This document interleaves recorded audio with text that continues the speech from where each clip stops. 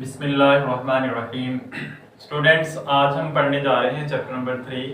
Chapter का name है हमारे पास डायनामिक्स और इसका टॉपिक्स है हमारे पास tension and acceleration in a string. बेटा, ये मैंने डायग्राम आपके सामने बनाई है कि tension and acceleration in a string कि हमारे पास कोई भी मास है, उसको हमने अटैच किया है किसी भी स्ट्रिंग के साथ। बेटा, सबसे पहले हम टेंशन्स के बारे में जानेंगे कि टेंशन किसे कहते हैं। अब हमारे पास फॉर एग्जांपल बेटा, कोई भी अगर स्ट्रिंग है, अगर उसको हमने हैंग किया है वर्टिकली, उसको वर्टिकली जब हैंग किया है तो हमारे पास स्ट्रिंग में कुछ लचक जरूर मौजूद होगी, लेकिन जैसे ही हम उस स्ट्रिंग के साथ कोई भी ऑब्जेक्ट, कोई भी वेट ऑब्जेक्ट हम उसके साथ वर्टिकली हैंग करते हैं बेटा, तो उसमें सारा तनाव जो है, रस्सी में तनाव जो है वो बिल्कुल लचक जो है वो खत्म हो जाती है और रस्सी जो है बिल्कुल सीधी हो जाती है और उसके अंदर क्या आ जाती है, टेंशन आ जाती है। किसकी वजह से? इस वेट आपके पास का एक फोर्स है। क्या चीज है? एक फोर्स है। इस फोर्स की मदद से रस्सी में क्या आ जाती है, टेंशन आ जाती है। बेटा, the force exerted along a string, वो फोर्स जो एक्सर्ट करे अलोंग अ स्ट्रिंग में when is subjected to a pull, जब ये समझा जाए कि रस्सी में कोई ना कोई चीज उसको क्या कर रही है, खींच रही है। And weight and tension are opposite in direction. बेटा, जो वेट की फोर्स है और जो टेंशन की फोर्स है, वेट जो है उसको gravity W is equal to mg आपने पढ़ा है। m यहाँ पे क्या है, मास ऑफ द ऑब्जेक्ट है, g उसके ऊपर ग्रेविटेशन एक्सेलरेशन लग रहा है, g उसको डाउनवर्ड की तरफ लेके आ रहा है, और टेंशन T जो है इसके अंदर जो क्रिएट हो रहा है किसकी वजह से, W वेट की वजह से। बेटा, तो वेट की वजह से जो टेंशन क्रिएट हो रही है रस्सी में, उसकी डायरेक्शन किस तरफ होगी, ऊपर की तरफ उसकी डायरेक्शन होगी। बेटा, इसकी सेकंड डेफिनेशन हम बेटा ये भी कर सकते हैं, the force acting along the string is called tension. जो फोर्स एक्ट कर रही है स्ट्रिंग के अलोंग वो क्या कहलाती है बेटा, टेंशन कहलाती है। क्या कहलाती है? टेंशन कहलाती है। बेटा, आपने पढ़ा Newton third law of motion के action and reaction are equal but opposite in direction, कि एक्शन की फोर्स और रिएक्शन की फोर्स क्या होती है, इक्वल होती है but opposite in direction. Direction उसकी क्या होती है, मुख्तलिफ होती है, मुखालिफ होती है। तो डेट इज हम जानते हैं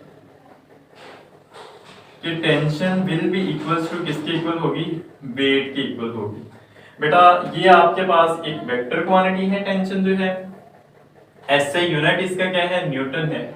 जो फोर्स का यूनिट होगा वही वेट का यूनिट होगा, जो वेट का यूनिट होगा वही बेटा टेंशन का यूनिट होगा। ऐसा सिस्टम ऑफ इंटरनेशनल यूनिट्स आपके पास क्या होगा, न्यूटन होगा।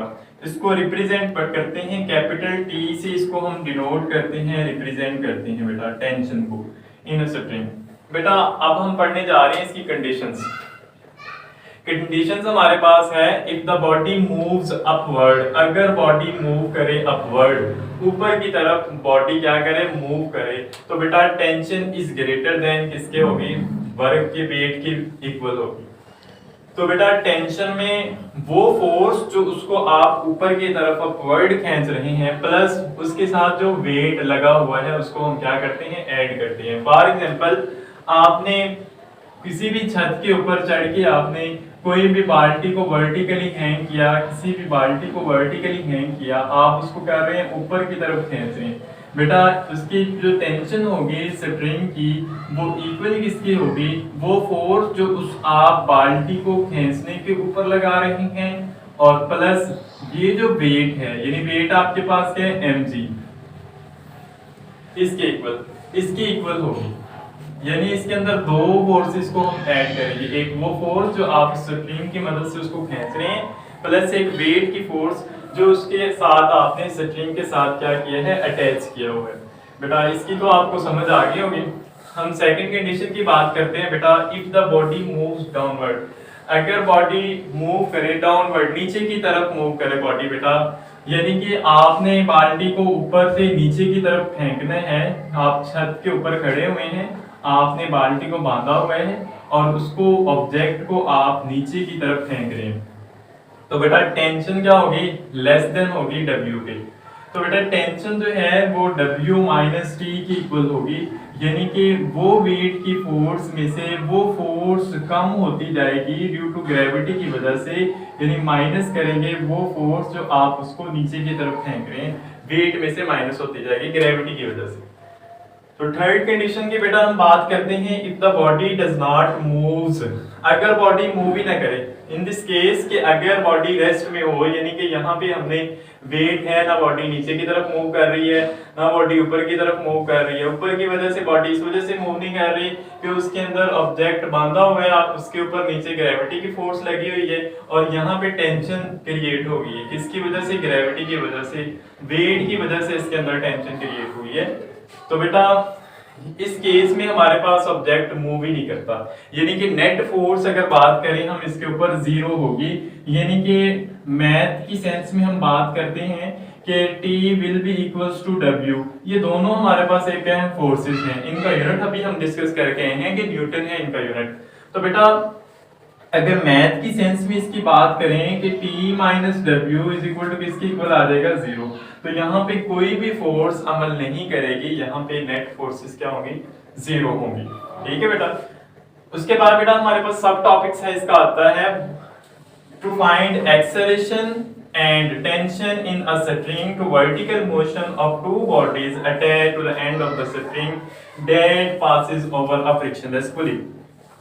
बेटा हमारे पास एक फ्रिक्शनलेस पुली है, सबसे पहले हमें फ्रिक्शनलेस का पता होना चाहिए कि फ्रिक्शनलेस किसे कहते हैं। बेटा फ्रिक्शनलेस हमारे पास जहां पे फ्रिक्शन बहुत थोड़ी मौजूद हो उसको हम क्या बोलते हैं, फ्रिक्शनलेस कहते हैं, कि यहाँ पे फ्रिक्शन नजरअंदाज है, बिल्कुल थोड़ी फ्रिक्शन है, बिल्कुल स्मॉल फ्रिक्शन, जो इसके ऊपर से है ना, पुली के ऊपर से स्प्रिंग जो है इजीली से मूव कर सके, पुली में किसी किस्म की रुकावट ना आए, उसको हम क्या बोलते हैं, फ्रिक्शनलेस, यानी कि इसमें फ्रिक्शन बहुत कम है। अगर कोई रुकावट आ गई पुली में, स्प्रिंग में, यानी कि वेट ही आपके पास फॉर एग्जांपल वेट ज्यादा है और ये भी वेट ज्यादा है, तो आपने यहाँ पे फ्रिक्शनलेस नहीं इस्तेमाल की पुली, तो बेटा ये स्प्रिंग के वेट इक्वल भी आ सकते हैं। अगर आपने वर्टिकली हैंग किए, ये वाला भी मास इक्वल, ये वाला भी मास इक्वल, तो इस वजह से हम कौन सी पुली यहाँ पे यूज करेंगे, बेटा फ्रिक्शनलेस पुली का हम इस्तेमाल करेंगे।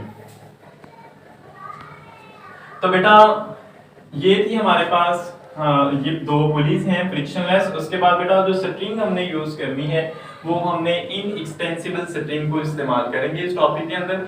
इन एक्सटेंसिबल स्ट्रिंग किसे कहते हैं, जिसको खींचने से मजीद उसकी लंबाई में इजाफा ना हो, उसको हम इन एक्सटेंसिबल स्ट्रिंग कहते हैं। एक्सटेंसिबल यानी जो एक्सटेंड हो सके, जिस तरह से फॉर एग्जांपल आपने रबड़ ली है उसको खींचा है, वो एक्सटेंसिबल हो सकती है। इसमें हमारे पास इन एक्सटेंसिबल लेंगे कि मास लटकाने से ऑब्जेक्ट जो ये स्ट्रिंग है वो मजीद लंबी ना हो, यानी कि जो स्ट्रिंग है उसकी ओरिजिनल लेंथ की रहे, उसको हम बोलेंगे इन एक्सटेंसिबल स्ट्रिंग। बेटा तो बेटा इस ऑब्जेक्ट के अंदर हमारे पास एक, इसको हम कहते हैं एडवुड मशीन।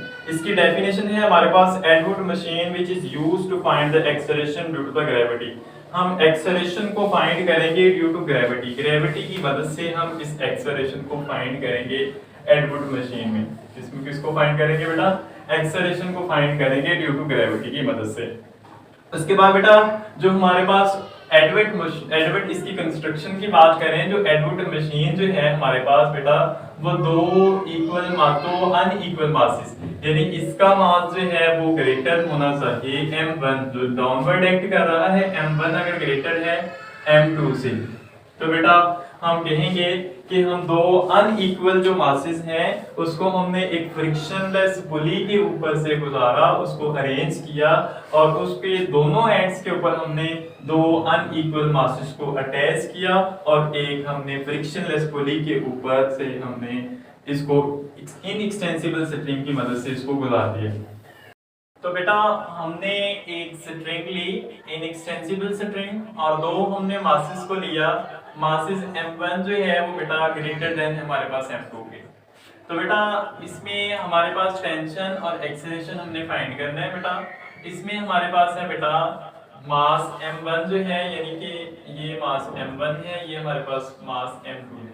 बेटा इसको आप वेट का नाम भी दे सकते हैं कि आपके पास W1 जो है वो ग्रेटर देन होना चाहिए W2 से। तो बेटा इसके अंदर टेंशन भी क्रिएट होगी इस वेट की वजह से, और इसके अंदर एक्सेलरेशन भी प्रोड्यूस होगा। इसमें एक्सेलरेशन बेटा डाउनवर्ड एक्ट करेगा क्योंकि ये स्ट्रिंग डाउनवर्ड एक्ट कर रही है, और ये अपवर्ड एक्ट कर रहा है तो इसमें एक्सेलरेशन ऊपर की तरफ प्रोड्यूस होगा। और बेटा अब हम इसमें से निकालेंगे कि नेट फोर्स कितनी होगी। Net force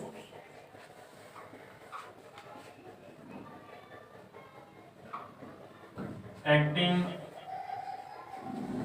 on the body A, body A के ऊपर बेटा नेट फोर्स कितनी लग रही है वो हमने लिखना है। ये आपके पास बेटा बॉडी ए है और ये आपके पास क्या है, बॉडी बी है।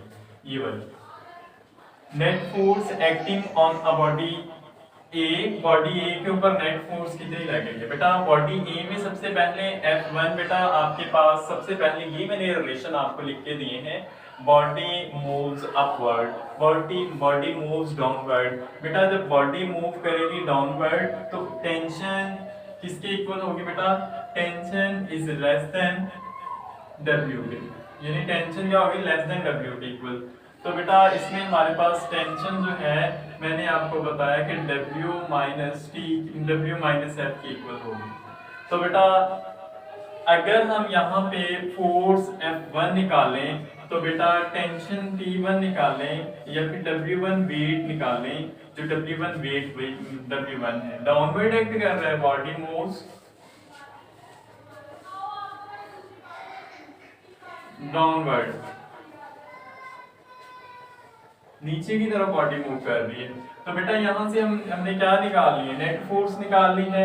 तो अगर नेट फोर्स नेगेटिव F1, ये हमारे पास पॉजिटिव F है, और हमारे पास W1 माइनस T टेंशन हमारे पास आ जाएगी, यानी कि हमने इसको इंटरचेंज कर दिया, ये माइनस का था इधर आगे पॉजिटिव हो गया, और ये टेंशन उधर जाके क्या होगी, नेगेटिव होगी। या आप इसको इंटरचेंज भी कह सकते हैं कि हम इसको इंटरचेंज कर दिया जी T को F1 फोर्स के साथ। तो net force on a body A के ऊपर बेटा आपके पास F1 इज इक्वल टू किसके, W1 माइनस T के इक्वल है, यानी कि नेट फोर्स बेटा F1 जो है वो आपके पास किसके इक्वल है, W1 माइनस T के ऊपर।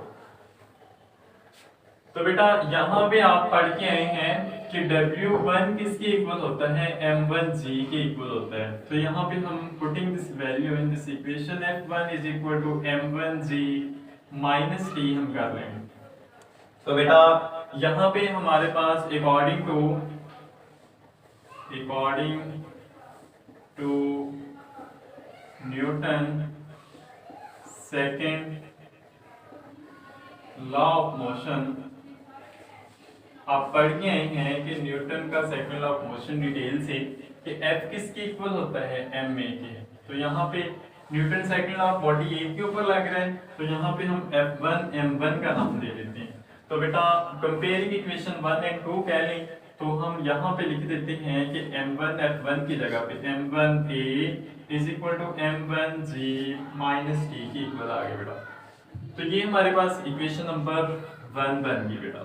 तो अब हम पढ़ेंगे कि net force acting on a body B, net force acting, जो नेट फोर्स एक्ट हो रही है on the body B, body B के ऊपर नेट फोर्स एक्ट कर रही है। बेटा सबसे पहले देखेंगे कि बॉडी बी मूव किस तरफ कर रहा है। बॉडी बी मूव बेटा क्या कर रहा है, अपवर्ड मूव कर रहा है, किसकी तरफ, अपवर्ड मूव कर रहा है। तो upward body moves upward direction, net force acting on a body B, body B के ऊपर बॉडी मूव्स किस तरफ कर रहा है, अपवर्ड डायरेक्शन की तरफ बॉडी मूव कर रहा है, यानी कि टेंशन ग्रेटर देन किसकी है, वेट की, वेट की क्या है, टेंशन ग्रेटर देन है। बेटा यहाँ पे हम tension will be equals to किसके इक्वल पढ़ के आए हैं, यहाँ पे F प्लस W, वो फोर्स जिसकी मदद से आप खींच रहे हैं, प्लस वेट की फोर्स भी है उसके ऊपर, ये भी लग रही है। तो बेटा हम ये किसमें पढ़ रहे हैं, W2, F2 और W2, यानी कि ऑब्जेक्ट बी हमने M2G जो है इसके इक्वल पढ़ा है उसके इक्वल हम पढ़ेंगे। तो बेटा हम नेट फोर्स ये -F2 will be equals to W2 minus tension T, दूसरी तरफ जाके माइनस हो जाएगा। अगर हम इस रिलेशन को WF2 लिखें is equal to -T plus W2 लिखें तो हमारे पास इधर से negative F2 is equal to negative को कॉमन लें तो T माइनस W2 लिखें तो यहाँ से नेगेटिव नेगेटिव दोनों साइडों से कैंसिल हो गए। तो F2 जो है वो आपके पास बेटा हमारे पास इसके इक्वल आ जाएगा T माइनस W2 के इक्वल आ जाएगा, T माइनस W2 के इक्वल आ जाएगा।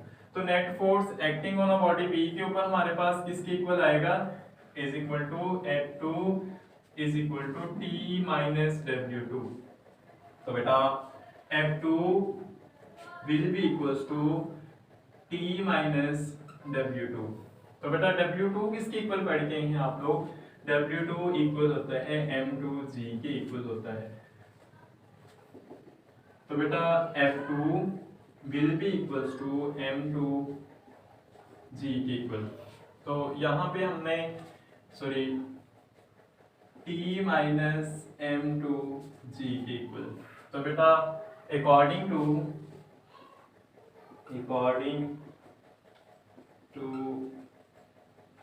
Newton second law of motion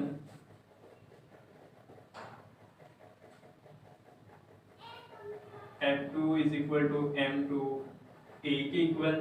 तो बेटा F2 की जगह पे आपने M2A is equal to T minus M2G। बेटा ये हमारे पास इक्वेशन नंबर 2 बन गई। तो यहां से बेटा अब हम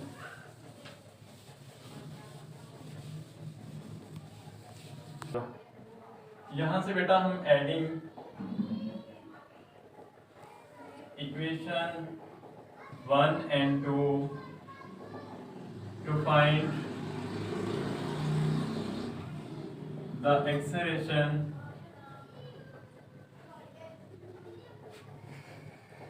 in the string।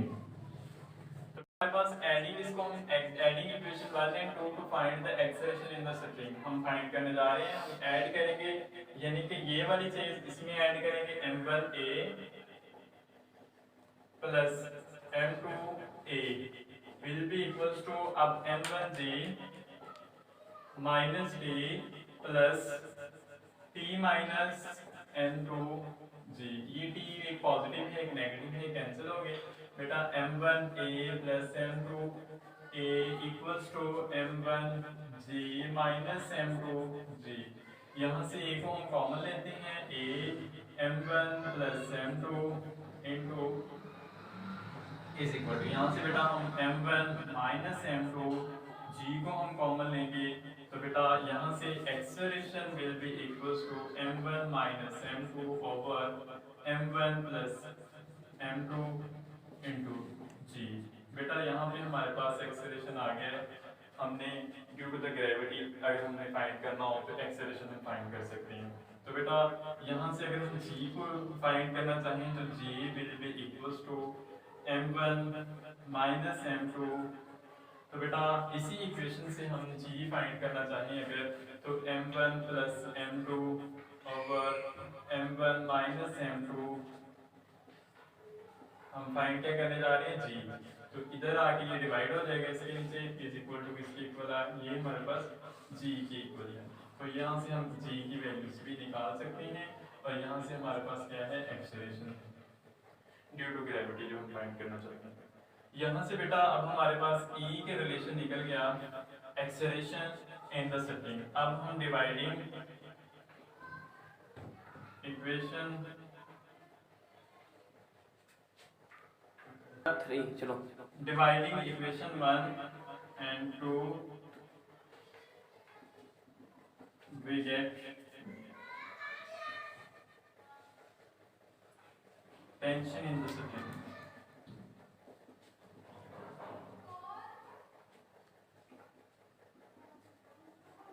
Tension in the string हम फाइंड करना चाहते हैं। तो बेटा हम डिवाइड करेंगे हमारे पास M1A over M2A minus T over m2 t minus m2 g। ये हमने डिवाइड किया, a से a कैंसिल हो गया।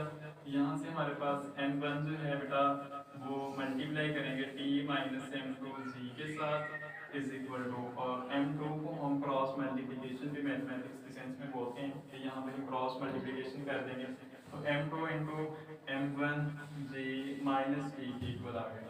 तो बेटा अगर हम इसको मल्टीप्लाई करें तो m1 t minus m1 m2 g is equal to m1 m2 g minus m2 t। बेटा यहाँ से m1 और m2 जो है हम एक साइड पे कर लेते हैं, तो m1 t तो प्लस करेंगे हम m2 t is equal to m1 m2 g plus m1 m2 g। यहाँ से बेटा हम t को कॉमन लेंगे, t will be equals to m1 plus m2 is equal to, यहाँ से बेटा हम m1 m2